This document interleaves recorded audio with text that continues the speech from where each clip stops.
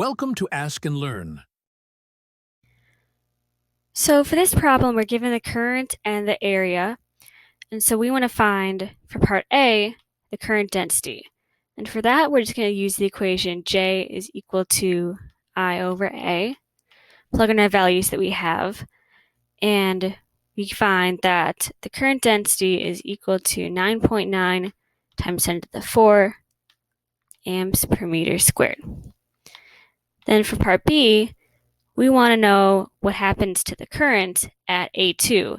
And the current is going to be the same since the current is equal to delta Q over delta T, and that's not going to change. Then for part C, we want to know what happens to the current density at A2.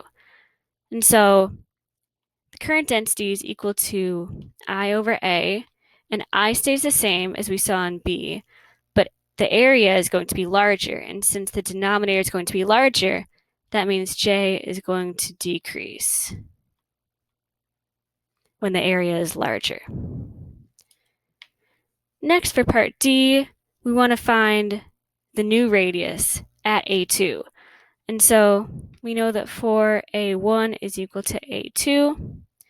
And so 4 times pi r1 squared is equal to pi r2 squared. That can be solved for r2, and that gives us that r2 is equal to 0.008 meters. Then for part E, where we want to find out what the current is at A2, but we found in part B that the current does not change, and so the current's still going to be 5 amps. And then finally, for part F, we want to find the new current density at A2. And so that's going to be equal to the current, which is just 5 amps as before, over the new area, so pi r2 squared.